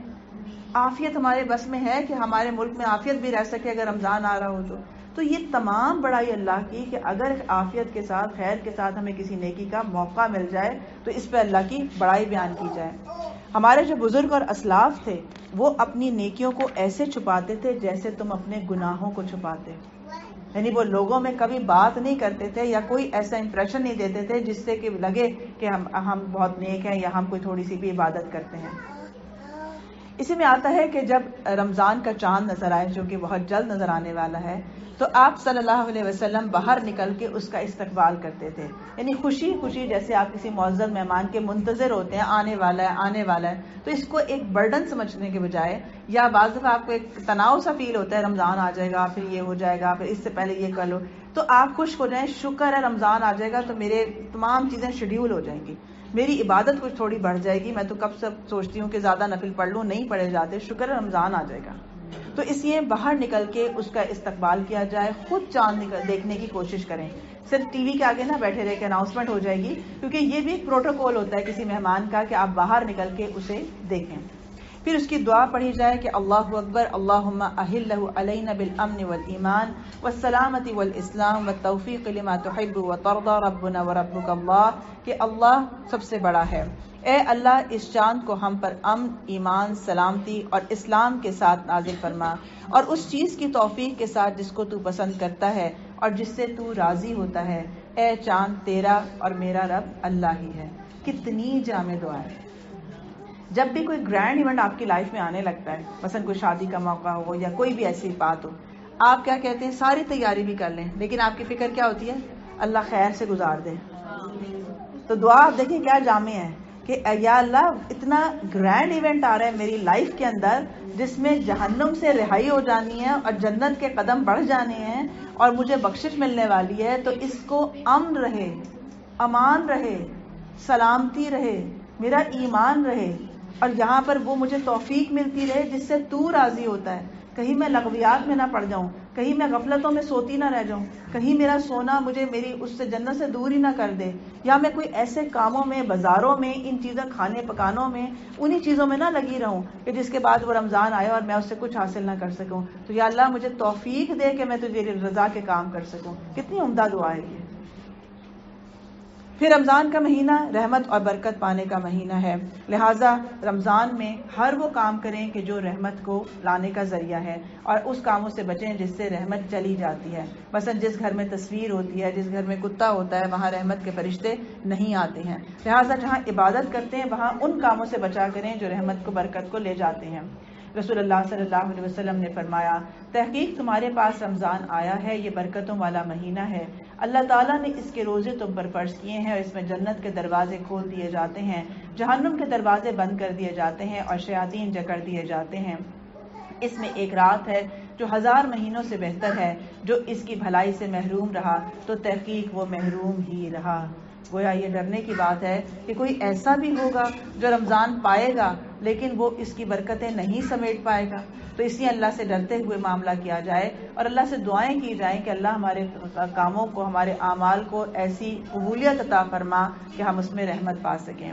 پھر جنت کے دروازے کھٹاکھٹ کھٹاکھٹ کھٹاکھٹ سارے کھل رہے ہیں، اور جہنم کے دروازے جو ہے نا شٹر ڈاؤن ڈاؤن ڈاؤن ہو رہے ہیں۔ جو تو جنت کے ہر دروازے سے داخل ہونے کی کوشش کریں، یعنی جیسے ہوتا ہے نا روزہ رکھا، ہاں روزے کے دروازہ مل گیا، اچھا صدقہ کیا، صدقے کا دروازے سے انٹر ہوں گے، یہ صلہ رحمی ہے، صلہ رحمی کے دروازے سے داخل ہو جائیں گے۔ تو جتنی نیکیاں ہیں، یعنی جیسے کسی سے مسکرا کے ملنا ہے، اچھے اخلاق سے بات کرنا ہے، کسی کو معاف کر دینا ہے، پھر اسی طرح کسی کی دل جوئی کر دینا ہے، بعض دفعہ آپ کے 2 جملے کسی کو خوش کر دیتے ہیں، بعض دفعہ کسی کی تھکن دور ہو جاتی ہے اگر آپ صرف یہ کہہ دیں آج کھانا اچھا بنا ہوا ہے، یا آپ نے حالانکہ چاہے آپ کو نہ اچھا لگ رہا ہو لیکن آپ نے صرف اس لیے کہ اس نے میرے لیے اگر ذرا سی بھی زحمت اٹھائی تو اس نے کیا جو ہے میں اس کے لیے اگر شکر گزار ہو جاؤں تو اسے خوش کر دوں۔ تو مومن کو خوش کرنا بہت بڑی نیکی ہے۔ اسی طرح سے دیکھیں کس کو کیا ضرورت ہے۔ بعض دفعہ ہر شخص کو مال نہیں چاہیے ہوتا، بعض دفعہ کسی کو عزت چاہیے ہوتی ہے، بعض دفعہ کسی کو آپ کے نرم بول چاہیے ہوتے ہیں۔ تو اپنے رویے کو دیکھیں، اخلاق کو دیکھیں، اپنے انداز کو دیکھیں کہ اگر وہ تکلیف یا سختی کا باعث ہے تو اسے پیچھے کر لیں۔ اپنے شر سے دوسرے کو بچانا بھی صدقہ ہے۔ رمضان جو ہے وہ روزوں کا مہینہ ہے، لہٰذا روزہ رکھنا جنت میں داخلے کا ذریعہ ہے۔ رسول اللہ صلی اللہ علیہ وسلم نے فرمایا کہ ابو امامہ نے رسول اللہ صلی اللہ علیہ وسلم سے ایسے اعمال کے بارے میں سوال کیا جو انہیں جنت میں داخل کر دے، تو آپ نے فرمایا تم روزے کو لازم پکڑ لو کہ اس کے مانند کوئی چیز نہیں ہے، کیونکہ آپ تسبیحات کتنی دیر پڑھیں گے، آپ نماز کتنی دیر پڑھیں گے، تلاوت کتنی دیر کریں گے، لیکن جس وقت آپ روزے میں ہوتے ہیں تو آپ سو رہے ہیں، جاگ رہے ہیں، ڈرائیونگ کر رہے ہیں، سب عبادت بن جاتا ہے۔ تو اس کی مانند کوئی ہے ہی نہیں نیکی کہ آپ اتنے گھنٹوں لگاتار کسی نیکی میں رہیں۔ پھر اللہ سبحانہ و تعالیٰ کی رضا کی خاطر کام کریں، یعنی جو بھی کام کریں بار بار اپنے آپ کو تازہ دم کریں کہ یہ میں صرف اللہ کے چہرے کے دیدار اور اس کی رضا پانے کے لیے کر رہی ہوں، اس کا کوئی اور مقصد نہیں ہے۔ چاہے آپ افطاری بنائیں، چاہے سحری بنائیں، چاہے آپ کسی بھی زحمت کو اٹھائیں، تو خوشی خوشی کریں کہ شکر اللہ کا کہ مجھے یہ نعمت مل گئی کہ میرے حصے میں جو تھا وہ خدمت آ گئی اور میں اس صحت میں ہوں کہ میں کسی کے کام آ سکوں۔ اس لیے سب کوشش کریں کہ ایک دوسرے کا ہاتھ بٹائیں، ایک دوسرے کے ساتھ اپنے بچوں کو اپنے ساتھ شامل کریں، ان کو اجر بتائیں، ان کے ساتھ اپنے کاموں کو ڈیوائڈ کریں تاکہ آپ کو عبادت کا زیادہ ٹائم ملے۔ بعض دفعہ خواتین خود لگی رہتی ہیں، سارے سو رہے ہوتے ہیں اور عین افطاری کے وقت بس اٹھ جاتے ہیں کرنے کے لیے۔ نہیں، بچوں کو بتائیں کہ یہ اجر کا باعث ہے، اس طرح وہ آپ کے ساتھ اجر لینا سیکھیں گے، پھر آپ کا کام جب ہلکا ہوگا تو آپ کو دعاؤں کا ٹائم زیادہ مل جائے گا، عبادت کا وقت زیادہ مل جائے گا۔ تو اسی طرح سحری اور افطاری کا مہینہ ہے، سحری کھانے والوں پر رحمتیں نازل ہوتی ہیں۔ رسول اللہ صلی اللہ علیہ وسلم نے فرمایا یقیناً اللہ اور اس کے فرشتے سحری کھانے والوں پر درود بھیجتے ہیں، یعنی اللہ تعالیٰ کی طرف سے ان پر رحمتیں اور برکتیں نازل ہوتی ہیں، فرشتے ان کے لیے مغفرت اور جنت کی دعائیں مانگتے رہتے ہیں۔ گویا اللہ سبحانہ وتعالیٰ کا کرم کیا ہے کہ آپ سحری کے وقت استغفار کر رہے ہوتے ہیں، کیونکہ اس وقت استغفار کی زیادہ فضیلت ہے۔ جب آپ کھانے میں مشغول ہو جاتے ہیں تو آپ فرشتے آپ کے لیے وہی دعائیں کرنے لگتے ہیں۔ کتنے لوگ ہیں کہ جو سحری میں اٹھتے ہیں اور کتنے لوگ ہیں جو ان دعاؤں سے محروم ہوتے ہیں، کیونکہ بعض بچے ہوتے ہیں یا بعض مرد بھی ہوتے ہیں، انہیں اٹھنا بڑا مشکل لگتا ہے، وہ کہتے ہیں ہم رکھ لیں گے بغیر سحری کے، بھی آپ فکر نہ کریں ہم روزہ رکھ لیں گے۔ تو سحری کھانا اللہ کی رحمت پانے کا ذریعہ ہے، لہٰذا اچھی سحری کھانے کی کوشش کرنی چاہیے جو آپ کو سوٹ کرتی ہے، جو آپ کے لیے ہیلتھ کا باعث ہے۔ اسی لیے کچھ آپ دیکھیں کہ ینگسٹرز ہوتے ہیں، وہ جب سحری نہیں کرتے تو سارا دن سوتے رہتے ہیں، کمزوری میں پڑے رہتے ہیں۔ تو اس سے بچنا چاہیے۔ کمزوری اس لیے نہیں ہے کہ آپ نے روزہ رکھا ہے، کمزوری اس لیے ہے کیونکہ آپ نے سحری ٹھیک نہیں کی ہے۔ تو اسے پھر اپنے آپ کو ہی الزام دیں کہ ہماری جو ہیلتھ ہے اس کی وجہ سحری اچھی نہ کرنا۔ پھر سحری کے وقت میں کھجوروں کا استعمال کرنا، جو باقاعدہ وائٹامن کی طرح لیں۔ آپ کا دل چاہ رہا ہے یا نہیں جا رہا، لیکن آپ کو لینا ہے تاکہ آپ ایک انرجی کے ساتھ اچھی عبادت میں پورا وقت گزار سکیں اور ایسا نہ ہو کہ اس کا کوئی لمحہ مس ہو جائے۔ اللہ کی رضا کے لیے بار بار جیسے آپ روزانہ کھانا بناتے ہیں، لیکن آپ اگر کسی دن بریانی بنائیں اور آپ کسی سے کہیں آج میں نے صرف آپ کے لیے بریانی بنائی تھی، مجھے پتا تھا آپ کو اچھی لگتی ہے، تو کیا اس سے آپ کے تعلق میں کوئی فرق آئے گا؟ آپ کے جذبات میں کوئی فرق آئے گا؟ تو بالکل اسی طرح جب نیکیاں کریں تو اللہ کو دکھا دکھا کے کریں، بتا بتا کے کریں۔ میرا قطعاً موڈ نہیں تھا اس وقت اٹھ کے کھانے کا، میں صرف آپ کی وجہ سے اٹھی ہوں کہ آپ نے کہا تھا، ورنہ میرا کوئی موڈ نہیں تھا اس میں۔ میں آپ کی وجہ سے یہ سحری بنا کے سب کو دے رہی ہوں کیونکہ آپ نے کہا ہے جنت میں کھانا کھلانے والے جو ہیں ان کے لیے جنت کے بالا کھانے ہوں گے۔ اب میں اس لیے کر رہی ہوں کہ اللہ تعالیٰ آپ سے وصول کر سکوں اس کے لیے۔ تو اب آپ جب اللہ سے باتیں کرنا سیکھ جائیں گے، اللہ سے آپ 1 to 1 ہونا سیکھ جائیں گے، تو آپ کو لوگوں سے رغبت ختم ہو جائے گی۔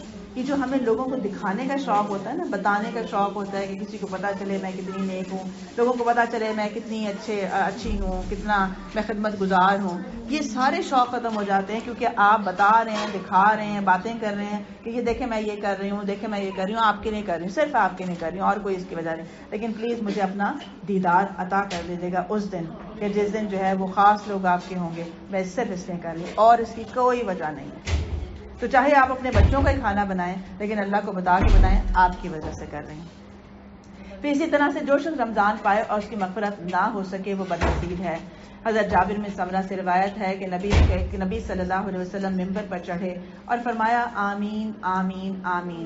آپ نے فرمایا کہ میرے پاس جبرائیل علیہ السلام آئے اور کہا کہ اے محمد صلی اللہ علیہ وسلم، جس نے ماہ رمضان کو پایا اور پھر وہ مر گیا اور اس کی بخشش نہیں ہوئی تو وہ جہنم میں داخل کر دیا گیا، سو اللہ اسے اپنی رحمت سے دور کرے، آپ کہیے آمین۔ تو میں نے کہا آمین۔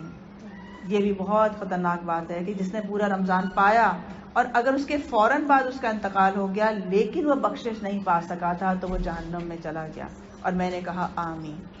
تو اس لیے جہنم سے رہائی پانے کے لیے پوری کوشش بھی کیجیے اور یہ دعا کریں کہ اللہ ہم جو کچھ کر رہے ہیں اسے قبولیت عطا فرما اور میرے لیے جنت میں داخل کا ذریعہ بنا۔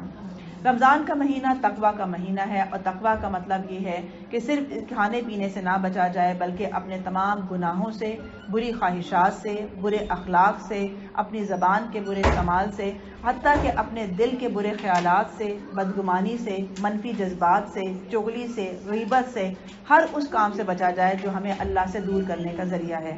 کیونکہ بعض چیزیں اب ہمارے اندر ایسے رچ بس گئی ہیں کہ ہمیں وہ گناہ لگتا ہی نہیں ہے، ہمیں حرام لگتا نہیں ہے، ہمیں برائی لگتی نہیں ہے۔ اس لیے ہم جب اس کو کر رہے ہوتے ہیں تو ہم کہتے ہیں یہ تو ایک عام سی بات کر رہے ہیں، میں تو ویسے ہی خاندان کی بات کر رہی ہوں، ایسے ہی پڑوسیوں کی بات کر رہی ہوں۔ تو اس لیے کانشیس ہو جائیں، کیونکہ تقویٰ کا حصول ہمارا مقصود ہے، اور تقویٰ میں نے آپ کو اسی لیے ایکسپلین کر دیا وہ کس چیز کا نام ہے، اپنے نفس کو گروم کرنے، ہر لمحے اس کو محاسبہ کرنے، اس کو چیک کرنے کا نام ہے کہ کہیں اس نے کوئی ایسی بات تو نہیں کر دی ہے، تو اس چیز کا نام ہے۔ لہٰذا روزے کے ساتھ ساتھ اپنے خیالات اور جذبات کو بھی اللہ سبحانہ وتعالیٰ کی خاطر اس کے مطیع میں رکھیں۔ اپنے آپ کو اچانک چیک کیا کریں، بیٹھے بیٹھے اچانک اپنے آپ کو پکڑا کریں اور سوچیں ابھی کیا سوچ رہی تھی، دیکھیں آپ ابھی کیا سوچ رہے تھے، اکیلے بیٹھے ہوئے تھے، پوچھیں اس سے کیا سوچا ہے ابھی، کیونکہ عموماً جب ہم اکیلے بیٹھے ہوتے ہیں تو ہم کسی اور کو سوچ رہے ہوتے ہیں اور کسی اور کی وہ کوئی نیگیٹیوٹی ہی سوچ رہے ہوتے ہیں کہ چاہے وہ 10 سال پہلے اس نے مجھے ایسے کہہ دیا تھا، کیوں؟ کیونکہ جب آپ اکیلے ہوتے ہیں اور کوئی آپ پازیٹیو کام نہیں کر رہے ہوتے تو شیطان آپ کو ڈنک مارتا ہے. اسی لیے آپ کو 10 سال بعد ایسے چبھتی ہے جیسے ابھی کسی نے مجھے کوئی کہا ہے کسی نے وہ بات, اور پھر آپ ایک باقاعدہ جذباتی ہو جاتے ہیں, بعض دفعہ رونے بھی لگتے ہیں اسی بات کے اوپر جو 10 سال پہلے ہوئی تھی جس کا بھی کوئی تعلق نہیں ہے. تو اس لیے ان چیزوں سے بھی اپنے اوپر مانیٹر رکھیں کہ اگر آپ اللہ کے ذکر سے دور ہوں گے تو شیطان ضرور آپ کے اوپر مسلط ہوگا, یا تو وہ آپ کو فون میں لگائے گا, یا وہ آپ کی کوئی غیبت کروائے گا, یا آپ سے کوئی ایسا کام لے گا. تو ذکر اس کو سیف کرنے کا ذریعہ ہے. جب آپ ذکر میں ہوتے ہیں تو شیطان ایک تو دور رہتا ہے, پھر آپ دیکھیں ذکر کرتے کرتے نا آپ کو اپنے گناہ یاد آنا شروع ہو جاتے ہیں, کوئی 20 سال پرانے ہیں, تو ایک دم آپ سے نکلتا ہے استغفر اللہ, میں سوچتی ہوں آج میں نے ایسے کیوں کیا تھا, مجھے ایسے نہیں ایسے کرنا چاہیے تھا. یعنی آپ کی ساری تھنکنگ اپنے اوپر آ جاتی ہے ذکر کی وجہ سے, کیونکہ اللہ سبحانہ و تعالیٰ کی طرف سے فرشتوں کی مدد آنا شروع ہوتی ہے, اور آپ اس زون میں شامل ہو جاتے ہیں جہاں آپ اپنے محاسبے کرنے کے قابل ہو سکیں, آپ اپنا قصور دیکھنے کے قابل ہو سکیں. تو یہ ہے ذکر کا فائدہ بھی, اور اسی سے تقویٰ آتا ہے. پھر اسی طرح سے رمضان کا مہینہ صبر کا مہینہ ہے, اور صبر جو ہے نیکی پر جمنے میں بھی صبر چاہیے, برائی سے بچنے میں بھی صبر چاہیے. پھر اس میں اللہ سے ایک تعلق بنانے میں بھی صبر چاہیے, کیونکہ ایسے ہی ہے نا کہ جب آپ اپنا دل کچھ اور چاہ رہا ہے, کرنا کچھ اور ہے. دل چاہ رہا ہے سوتے رہیں, لیکن ادھر سے اذان بھی ہو رہی ہے, نماز کا وقت بھی جا رہا ہے, اب اپنے کام بھی چھوڑنے ہیں, نیند بھی توڑنی ہے. تو یہ صبر کا مظاہرہ ہے جس کی وجہ سے انسان جم جاتا ہے. اسی لیے واضح طور پہ یہ بات بتا دی گئی ہے کہ جو جنت ہے یہ بما صبر تم, یہ تمہارے اس صبر کا بدلہ ہے. جب تمہیں کہا تھا کہ چھوڑ دو تو تم نے چھوڑ کے صبر کیا, اور جہاں کہاں کرو تو تمہارا جب دل نہیں بھی تھا تو وہاں کر کے تم نے جو صبر کیا تھا, یہ اسی کا انعام ہے. تو اس لیے اللہ سبحانہ وتعالیٰ سے ہر لمحے میں قریب ہونے کے لیے چاہے جہاں صبر ہے وہاں صبر کریں, جہاں شکر ہے وہاں شکر کی عادت بنائیں. رمضان کا مہینہ قرآن کا مہینہ ہے, لہٰذا اس مہینے میں قرآن سے اپنا تعلق زیادہ سے زیادہ کیا جائے گا. مثلا تلاوت زیادہ کی جاتی ہے. اسی طرح ایک تعلق تلاوت کا ہے, اور جیسے میں نے ابھی بتایا کہ تلاوت کو کیسے کرنا ہے, اپنی ذات کے لیے. چاہے آپ رمضان میں پورا قرآن نہیں بھی ختم کر سکے, لیکن ایک زون ایسا ضرور ہو جس میں مثلا دورہ قرآن. اب دورہ قرآن کے اندر آپ اس لیے شامل ہو کیونکہ اس میں آپ کو ڈیٹیل سے بات بتائی جا رہی ہے, اپنے تقویٰ کے رستے بتائے جا رہے ہیں. کیونکہ بعض لوگ دورہ قرآن میں اس لیے نہیں آتے کیونکہ اتنی دیر میں تو ہم 3 سپارے پڑھ لیتے ہیں جتنی دیر میں یہ ایک قرآن سناتے ہیں. تو کیا کہیں یہ لکھا ہوا ہے کہ جس نے 3 قرآن کی ہے وہ بخشا جائے گا؟ قرآن کیوں آیا ہے؟ میں نے اسی لیے آپ کو اسٹارٹ میں بتا دیا, یہ وہ چیز ہے جو ہدایت کے لیے آئی ہے کہ آپ ڈائریکشن صحیح پکڑیں. تو جب آپ کو یہی نہیں پتا کہ ڈائریکشن کیا ہے تو آپ پکڑیں گے کس چیز کو, ہدایت کہاں سے لیں گے؟ اس لیے قرآن کو سمجھ کے پڑھنے میں وقت لگانا اس کے 3 سپارے بغیر سمجھے پڑھنے سے کہیں بہتر ہے, لہٰذا اس کے اوپر وقت لگایا جائے. کچھ لوگ دورہ قرآن میں اس لیے نہیں آتے کہ وہ دراصل ہم صبح سو رہے ہوتے ہیں اور لمبا سو رہے ہوتے ہیں, 12 بجے تک سو رہے ہوتے ہیں, ہم پھر ظہر پہ اٹھتے ہیں آرام سے, کیونکہ وہ نیند جو کم ہو جاتی ہے. تو رمضان اس لیے آیا تھا کہ ہم 8 گھنٹے پورے کریں, چاہے وہ دن کے 12 بجے تک کریں یا رات کے 12 بجے تک, کرنے پورے ہی 8 گھنٹے. یا نیند کو کم کرنے کا نام رمضان تھا. نیند کو کم ہی کرنا تو اصل عبادت ہے. یہی تو بات تھی کہ اب آپ کم سو کے اپنے نفس کو راضی کر رہے ہیں کہ تمہارا کام جو ہے اس پہ لگو, کام کرو, اپنی عبادت پہ کھڑے ہو, تراویح پہ کھڑے ہو, تہجد پہ کھڑے ہو, ادھر کرو, یہ کرو, وہ کرو. اس کو آپ گروم کر رہے ہیں کہ یہ سونے کے لیے تم پیدا نہیں ہوئے ہو. تو اگر آپ نے وہی 8 گھنٹے پورے کرنے ہیں دن میں سو کے, تو پھر کیا کر رہے ہیں آپ؟ پھر کون سا رمضان آپ تقویٰ کے لیے گزار رہے ہیں؟ تو اس لیے اللہ کے واسطے یہ صبح کا سونا, خاص طور پہ خواتین, اور سوچے ذرا وہی رمضان کے روزے دار ہیں جو بیچارے جاب پہ گئے ہوئے ہیں, وہ سارے اپنا اچھا روزہ گزار رہے ہیں. کچھ لوگ ہیں جو اپنے یونیورسٹی کالج گئے ہوئے ہیں, کوئی اپنے کام پہ لگا ہوا ہے, کوئی دورہ قرآن کرا رہا ہے, کوئی کہیں ہے. یہ آپ سونے کے لیے کیوں اس وقت اس ٹائم کو لگا رہے ہیں؟ تو اس لیے اپنا شیڈیول کریں کہ سونا نہیں ہے صبح کو. جو نیند ہو گئی اللہ سے دعا کریں, یا اللہ میری کم نیند میں برکت عطا فرما, اور میرا کیونکہ گنتی کے چند دن ہیں جس میں سب کچھ کمانا ہے, بہت کم وقت ہے لیکن کمائی بہت بڑی ہے. تو اس لیے قرآن سے اپنا تعلق رکھا جائے. جو لوگ حافظین ہیں اپنے قرآن کی وہ حفاظت کرتے ہوئے اسے دہرائی کریں, اور جن کو تھوڑا بہت بھی یاد ہے وہ کوشش کریں کہ اپنی دہرا لیں. بعض دفعہ آپ دیکھیں تو قل یا ایھا الکافرون میں غلطیاں ہوتی ہیں, کیونکہ وہ بچپن میں یاد کیا تھا, اس کے بعد کبھی کسی کو سنایا نہیں تھا. تو جتنا قرآن آپ کو یاد ہے, صورتیں یاد ہیں, اسے کسی کو ضرور سنا لیں ایک دفعہ. پھر دعا کا مہینہ ہے, لہٰذا کثرت سے دعائیں کریں اپنے لیے, اپنے ملک کے لیے, خاص طور پہ اپنے زندہ مردہ جتنے لوگ جا چکے ہیں ان کے لیے, اس ملک کے لیے دعا کریں اللہ ہمیں نیک حکمران عطا فرمائے, اللہ سبحانہ و تعالیٰ عزت کے ساتھ, آسانی کے ساتھ ہمارے قرضے اتار دے, اور اس ملک کے وسائل میں برکت دے, ہمیں متقی عوام بنائے, ہمیں متقی حکمران عطا فرمائے. تو کسی کو ملامت کرتے رہنے سے کچھ نہیں ہوتا. اس کا علاج یہی ہے کہ ہم دعائیں کریں.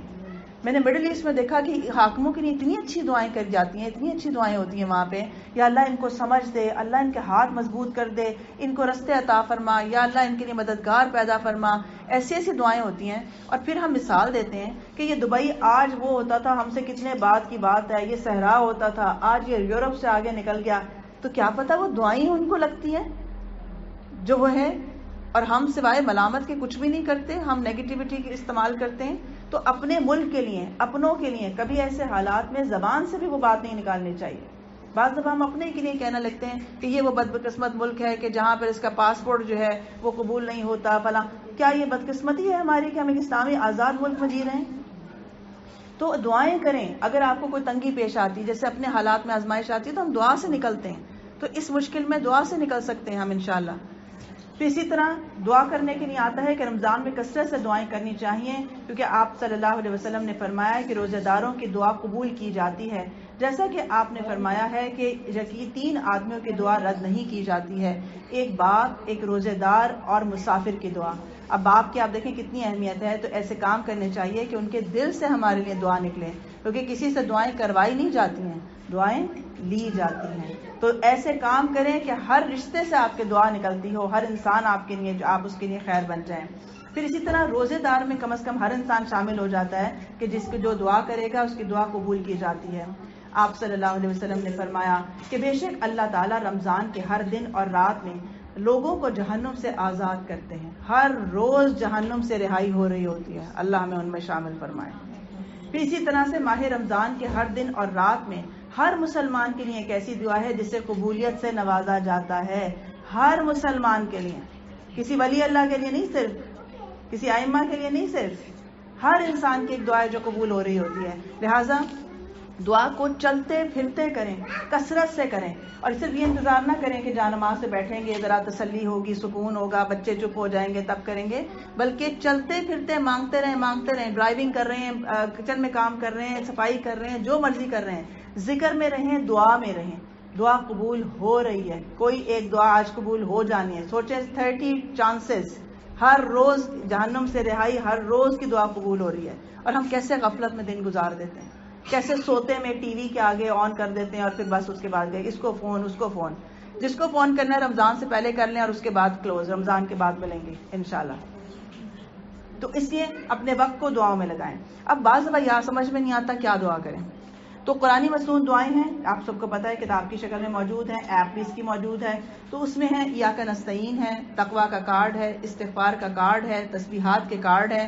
یہ ساری پروڈکٹ اپنا ایک بیگ بنا لیں, جیسے آپ کا وہ بٹن فولڈر ہوتا ہے وہ بنائیں, اس کے اندر ساری چیزیں رکھیں, اور جتنے گھر والے ہیں سب کا اپنا اپنا بنا دیں پیک, تاکہ کسی کو کسی سے ڈھونڈنا نہ پڑے کہ میری بک کہاں گئی اور کہاں تھا. تو جب آپ کو موقع ملے آپ آسانی کے ساتھ نکالیں, آرام سے اس کے اوپر آپ پڑھ لیں.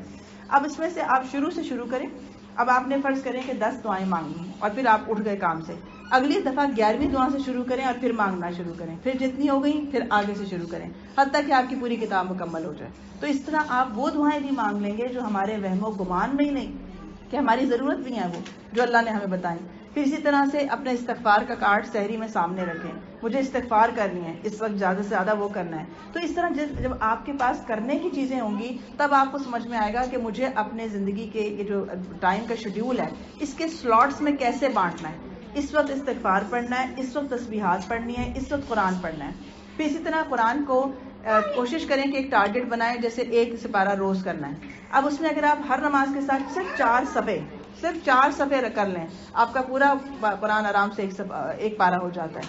پھر اسی طرح کچھ لوگ ہیں جن کی مصروفیت ہوتی ہے, بچوں کو ناشتہ دینا ہے, کچھ اور ہے, تو اس میں بھی کوشش کریں کہ جتنا آپ نے صبح پڑھا اس کے بعد جب بچے چلے گئے تو اپنا پورا کر لیں, وہیں سے اپنا سلاٹ پورا کریں, اور اسے چنکس میں پڑھ لیں. آپ کا قرآن مجید آپ کے لاؤنج کے اندر یا جہاں آپ کا اٹھنا بیٹھا ہے وہاں ہونا چاہیے, یہ شیلف کے اندر نہیں ہونا چاہیے, یہ آپ کی گاڑی کے اندر ہونا چاہیے. آپ کی تسبیح آپ کی گاڑی کے اندر ہونی چاہیے, کیونکہ آپ کی ٹریولنگ بعض دفعہ اتنی لمبی ہوتی ہے کہ اس کے اندر آپ پورا قرآن سپارہ پڑھ سکتے ہیں, آپ 1.5 سپارہ پڑھ سکتے ہیں. آپ کی اتنی لمبی بعض دفعہ ٹریولنگ ہوتی ہے کہ آپ کئی تسبیحات پڑھ سکتے ہیں, 500 800 پڑھ سکتے ہیں. اتنا آپ کا آنے, کیونکہ ایک جا رہے ہیں ایک آ رہے ہیں, تو اس لیے جب آپ کے پاس ہینڈی چیزیں ہوں گی تو آپ دیکھیے گا کہ آپ وہ سلاٹس کو یوز کر سکیں گے، کیونکہ ہماری کچھ چیزیں جب پلاننگ میں نہیں ہوتی تو وہ وقت ضائع ہو جاتا ہے کہ کرنا کیا تھا اس ٹائم میں ہمیں۔ اسی طرح ذکر کا مہینہ ہے، لہٰذا اپنی زبان کو ہر حال میں اللہ کے ذکر سے آباد رکھیں، کیونکہ یہ ایک ایسی چیز ہے جو انسان ہر وقت کر سکتا ہے۔ اسی طرح باہمی ہمدردی کا مہینہ ہے، لہٰذا جب رسول اللہ صلی اللہ علیہ وسلم نے فرمایا کہ مومن اچھے اخلاق کے ساتھ اس شخص کا درجہ پا لیتا ہے جو روزے دار، روزے رکھنے والا اور رات کو قیام کرنے والا، گویا ہر ایک کے ساتھ عزت نفس کا معاملہ کریں، اچھے اخلاق کا معاملہ کریں، کسی کو راشن دے رہے ہیں، کوئی اور کھانا دے رہے ہیں، کچھ دے رہے ہیں تو عزت کے ساتھ ایک ایسا معاملہ کریں کہ دوسرے کو محسوس نہ ہو۔ پھر اسی طرح سے کوشش کریں کہ جس کو راشن دینا ہے، کپڑے دینے ہیں، کوئی گفٹ دینا ہے، اپنا سودا لانا ہے، کوئی اپنی کپڑے سلوانے ہیں، جو بھی کرنا ہے وہ رمضان سے پہلے وائنڈ اپ پہ لے جائیں، یعنی اس کے بعد میرا فوکس نہ بریک ہو اس بات پہ کہ مجھے بازار جانا ہے، مجھے درزی کے پاس جانا ہے، مجھے کہیں اور جانا ہے۔ تو یہ جتنا کوشش کریں، اللہ سے دعا کر کے کریں گے، اللہ میرے وقت میں زندگی میں برکت دے، مجھے لغویات سے بچا لے۔ دیکھیں ہماری کون سی چیزیں جو ہماری زندگی کو کھا جاتی ہیں اور ہم کہیں کسی قابل نہیں ہوتے کچھ کرنے کے، چاہے وہ انسٹاگرام ہو، چاہے وہ فیس بک ہو، چاہے وہ موبائل ہو، چاہے وہ بازار کے چکر ہو، جو بھی ہے اس سے نجات کی کوشش کریں کہ آپ اس میں سے وقت بچا سکیں۔ اسی طرح سحری اور افطار بناتے ہوئے اپنا ذکر جاری رکھیں، یعنی جب سحری بنا رہے ہیں تو آپ اپنے ذکر میں رہیں گے، استغفار میں رہیں گے، پھر آپ افطاری بنا رہے ہیں ذکر میں رہیں گے، اور 1 گھنٹہ پہلے افطاری سے پہلے کچن کو لاک کر دیں۔ یہ صرف دعاؤں کا وقت ہے، اور سب کو بتائیں، یعنی جس طرح آپ یہ سیکھ رہے ہیں کہ ہم کیسے رمضان گزاریں، اب آپ کے گھر والوں نے نہیں سنا تو اپنے بچوں کو اس پلاننگ میں شامل کریں کہ ہم کتنے بجے اٹھیں گے۔ آپ ان کو بتائیں سحری اتنے بجے بند ہوتی ہے، آدھا گھنٹہ آپ تقریباً کھانے کا رکھیں، اس سے پہلے 15 منٹ آپ واش روم کے رکھیں، اس سے پہلے آپ اپنے آپ کو نفل پڑھنے، دعائیں مانگنی ہے اس کے رکھیں، تو آپ کا ٹوٹل ٹائم اتنا ہے کہ اگر آپ اتنے بجے اٹھ جائیں گے تو آپ سب چیزیں ایزیلی کر لیں گے، کیونکہ بعض دفعہ انہیں پلان نہیں کرنا آتا اور آپ کا بھی وقت ضائع ہوتا ہے، آپ اٹھانے گئے، پھر وہ سو گئے، پھر آ گئے، یعنی گویا آپ ہی کی ایک پریڈ لگی رہتی ہے، اس لیے کیونکہ ہم نے پلان نہیں کیا ہوتا، ان کو بتایا نہیں ہوتا کہ یہ اٹھنا آپ کی اپنی ذمہ داری ہے، الارم آپ خود لگائیں گے، آپ خود اٹھیں گے۔ تو بچوں کو یا مردوں کو بھی اس طرح گروم کریں کہ تاکہ وہ اس کے اندر ایک ذمہ داری کا مظاہرہ کریں، پھر ان کو رغبت دلائیں کہ یہ کتنا قیمتی وقت ہے، مانگو اس وقت کیا بننا چاہتے ہو، کیا بننا ہے، انجینئر بننا ہے، ڈاکٹر بننا ہے، گاڑی لینی ہے، گھر لینا ہے، کیا بننا ہے تمہیں، تو جو بننا چاہتے ہیں اپنے لیے خود ہی مانگے، اس وقت قبول ہو رہا ہے۔ تو جب آپ رغبت دلاتے ہیں کسی کو یا بتاتے ہیں کہ کیوں میں پڑھوں یہ ساری چیزیں، تو پھر ہی وہ کرنے کے قابل ہوگا، لہٰذا ان کو وہ علم دیں کہ یہ لمحات کون سے ہیں، اور تمام لوگ پھر وہی کام کریں۔ ایک ہوتا ہے نا، ماں تو کچن میں لگی ہوئی ہے، ایک نے ٹی وی کھول لیا، ایک وہ کہہ رہا نہیں، اس وقت ہم سب یہ کریں گے، جب آپ پلان کریں گے تو پھر وہی کروائیں بھی ان سے۔ یہ مہینہ قیام کا مہینہ ہے، لہٰذا اللہ سبحانہ وتعالیٰ کے آگے جس طرح ہمارے جیسے لوگ جو 2 نفل نہیں پڑھنے کے قابل بنتے عام دنوں میں، اللہ کی فضل سے جب ان کو قیام کی مہلت ملتی ہے تو اس کے قیام کرنا بھی اللہ سبحانہ وتعالیٰ کی قربت کا ذریعہ بن جاتا ہے۔ پھر اسی طرح آپ نے فرمایا کہ فرض نماز کے بعد جو افضل ترین نماز ہے وہ رات کی نماز ہے، یعنی کہ جو ہم تہجد پڑھتے ہیں یا تراویح پڑھتے ہیں۔ رمضان میں عمرہ کرنا رسول اللہ صلی اللہ علیہ وسلم کے ساتھ حج کرنے کے مترادف ہے، اللہ سب کو نصیب فرمائے۔ پھر اسی طرح آخری عشرہ جو آتا ہے وہ رمضان میں آخری عشرہ وہ عشرہ ہے کہ جس میں سیل پر سیل لگ جاتی ہے، مزید سیل لگ جاتی ہے کہ اگر ابھی بھی کسی کی عبادت میں کمی رہ گئی ہے، ابھی بھی کوئی جہنم سے رہائی پانے میں کامیاب نہیں ہو سکا، تو اب بھی دوڑ لگا دے، ابھی بھی وقت ہے کہ اس کو ون کر جائیں۔ یہ بالکل ایسا ہے جیسے آپ جب دوڑ لگا رہے ہوتے ہیں، 20 کلومیٹر کی دوڑ ہے، تو سب سے زیادہ طاقت کھلاڑی کس وقت لگاتا ہے کہ جس وقت وہ سب سے تیز دوڑ رہا ہوتا ہے، جب اس کی وننگ لائن نزدیک آ جاتی ہے، تو آپ دیکھیں وہ اپنی بھرپور طاقت، پہلے وہ آہستہ آہستہ دوڑ رہے ہوتے ہیں لیکن اس وقت آ کے ہر کھلاڑی، چاہے وہ پیچھے تھا چاہے وہ آگے تھا، اپنی فل پاور لگاتا ہے، اسے یہ لگتا ہے کہ میں ون کر سکتا ہوں، تو وہ اپنی پوری طاقت سے۔ تو یہ جو آخری عشرہ ہے یہ وننگ لائن ہے کہ آپ اپنی پوری طاقت لگا دیں اپنا، حتیٰ کہ وہ جو رات کو تھوڑا سا سو رہے تھے وہ بھی جاگ کے اب لگا دیں اس کے اوپر، اور جہنم سے نکل ہی جائیں، آخر کار جنت کے مستحق ہو ہی جائیں، آخر کار اپنی بخشش کروانے کے قابل ہو ہی جائیں، اتنا زور لگائیں کہ ہم اس سے نکل جائیں اور آخر کار تقویٰ میں داخل ہو جائیں۔ تو اس کے لیے دعائیں بھی ہیں، محنت بھی ہے، اور اللہ سے بار بار مانگیں کہ اللہ میری غفلت دور کر دے، میری سستی دور کر دے، یا اللہ مجھے میرے نفس کے حوالے نہ کرنا، میری خواہشات کے حوالے نہیں کرنا، مجھے اپنی اطاعت کے لیے، عبادت کے لیے اپنی طرف سے توفیق عطا فرما دیں۔ پھر اسی طرح رمضان اعتکاف کی سنت بھی اس میں ہوتی ہے. اعتکاف مرد کریں یا عورتیں کریں, مسجد میں اعتکاف کرنا مسنون ہے. اور جو گھروں میں اگر آپ اپنا کوئی بیٹھنا چاہتے ہیں لوگوں کے, تو وہ ایک آپ کی اپنی ذاتی ایک عبادت ہے, لیکن جو مسنون اعتکاف ہے وہ مساجد میں ہوتا ہے. آخری عشرے کے اندر ہی لیلۃ القدر کی رات ہے, تو اس میں بھی کوشش کریں کہ لیلۃ القدر کو پانے کے لیے اللہ سے دعا بھی کریں, اور اس رات میں محنت کرنے, یعنی کہ جو 10 راتیں ہیں, یعنی ہم کہتے ہیں نا ایک رات ہے ایک نہیں ہے, 10 ہی راتوں میں وہ محنت کریں کہ ہم کسی طرح اللہ تعالیٰ کے قربت کو پا سکیں. اب لیلۃ القدر کے لیے بھی جو آپ صلی اللہ علیہ وسلم نے دعا سکھائی ہے, جب عائشہ تعالیٰ عنہ نے پوچھا تھا کہ اگر لیلۃ القدر آئے تو میں کیا مانگوں, تو آپ نے فرمایا کہ اللہم انک عفو کریم تحب العفو فاعف عنی, کہ اللہ تو معاف کرنے والا ہے, معاف کرنے کو پسند کرتا ہے, بس مجھے معاف کر دے. اتنی قیمتی گھڑیاں اور بس ایک دعا, کیا یہ معافی اتنا بڑا انعام ہے کہ اگر ایک دفعہ انسان اللہ کی نظر میں معاف ہو جائے تو اس کی ساری رحمتیں, اس کی برکتیں, اس کے ساری دنیا اور آخرت سب سمٹ جاتی ہے اس کے ایک معافی کے اندر. تو یہ وہ چیز ہے کہ اگر اللہ معاف کر دے تو ہمارا اس کا جب تعلق اچھا ہو جاتا ہے تو پھر ساری درمیان کی رکاوٹیں ختم ہو جاتی ہیں. ہماری زندگی کی جو رکاوٹیں ہیں, مسائل ہیں, اس کے اندر بہت بڑی رکاوٹ انسان کے اپنے گناہ ہیں. اسی لیے تو استغفار میں یہ بات کہی جاتی ہے کہ اگر تم استغفار کرتے رہو تو تم دیکھو گے کہ بارش کو برستا ہوا اور زمین کو اگلتا ہوا اور تمہارے مال سے اور بیٹوں سے مدد کی جائے گی. کیوں؟ اگر تم استغفار کرنا سیکھ جاؤ, اگر تم ماننا سیکھ جاؤ کہ ہاں میں مجھ سے ہوا ہے. تو اس لیے یہ جتنا آپ اللہ سبحانہ وتعالیٰ کے قریب ہوں گے, انشاءاللہ تعالیٰ آپ دیکھیں گے کہ اس کی رحمت برکت آپ کو باقی زندگی میں رمضان کے بعد بھی رہے گی. کوشش کریں کہ جو رمضان میں نیکیاں کی ہیں وہ پورے سال میں سلامت رہ سکیں. اللہ سے دعا کریں کہ اللہ میری عبادات کی حفاظت فرما, میرے نفس کی حفاظت فرما, کہیں ایسا نہ ہو کہ میں ہوں. اور نفس پہ کیا محنت ہوئی, کیا قبولیت ہوئی, یہ ہمیں عید کے دن چاند رات سے ہی پتہ چل جاتا ہے کون کیا ہے, کون ویسا تھا اور کون بدل گیا, کون لعلکم تتقون کے متقی درجے میں داخل ہوا اور کون ویسا کا ویسا پلٹ گیا. کیونکہ آتا ہے کہ بعض لوگ ایسے ہیں جن کو روزہ بھوک پیاس کے سوا کچھ نہیں دیتا اور قیام رت جگہ کے سوا کچھ نہیں دیتا. تو ایسا نہ ہو کہ ہم جب پلٹیں تو ہم پھر ویسے کے ویسے ہوں, اس لیے اللہ سے دعا کرتے رہیں. اسی طرح جب رمضان کا آخر آتا ہے تو الوداعی گھڑیاں ہوتی ہیں اور اس میں عید کا چاند نظر آتا ہے. عید الفطر کی خوشی کے موقع پر چاند نظر آتے ہی تکبیرات کو بلند کرنا چاہیے. اللہ اکبر لا الہ الا اللہ واللہ اکبر, اللہ اکبر وللہ الحمد, اللہ اکبر کبیرہ والحمد للہ کثیرہ وسبحان اللہ بکرۃ واصیلا. پھر اسی لیے تکبیرات کو بلند کرتے رہیں, اپنے گھر میں پلے کریں تاکہ باقی لوگوں کو بھی پتہ چلے کہ تکبیرات پڑھنی ہے, یعنی عید کی نماز تک جانے تک تکبیرات پڑھی جاتی ہیں. اسی طرح اس وقت میں صدقہ فطر بھی ہر مسلمان پر واجب ہے دینا, چاہے وہ روزہ اس نے رکھا ہے یا نہیں رکھا, یا آپ کے گھر کے مہمان ہیں یا بچے ہیں, ہر ایک کی طرف سے صدقہ فطر کو دیا جاتا ہے. صدقہ فطر عید کی نماز سے پہلے ہے کیونکہ یہ ہماری روزوں میں ہونے والی جو بھول چوک ہے یہ اس کا ایک طرح سے کمپنسیشن کفارہ اللہ نے رکھا. عید کی نماز کے بعد جو دیتا ہے وہ عام صدقہ شمار ہوگا, صدقہ فطر نہیں ہوگا. عید کی نماز کے لیے جاتے ہوئے مسواک کرنا اور غسل کرنا اور اچھے کپڑے پہن کر خوشبو لگانا سنت میں شامل ہے. نئے کپڑے نہیں, اچھے کپڑے کہا جا رہا ہے. اسی طرح سے عید کے نماز کے لیے جاتے ہوئے کوئی میٹھی چیز کھا کر جانا بھی آپ کی سنت ہے, اور عیدگاہ جاتے ہوئے تکبیرات کو بلند کرنا چاہیے. عید کی نماز کی 2 رکعت کے علاوہ کوئی نفلی نماز اس کے ساتھ نہیں ہے. پھر اسی طرح ام عطیہ سے روایت ہے, فرماتی ہیں کہ ہمیں حکم دیا گیا ہے, یعنی نبی صلی اللہ علیہ وسلم نے ہم جوان کماری لڑکیوں اور پردہ نشین عورتوں کو بھی دونوں عیدوں کے دن نماز کے لیے آنے کا حکم دیا, اور فرمایا کہ حیض والیاں مسلمانوں کی نماز کی جگہ سے الگ رہیں, گویا کہ وہ جائیں مسجد جائیں لیکن وہ تھوڑا سا سائڈ پر ہو کر بیٹھیں اور دعا میں شامل ہوں.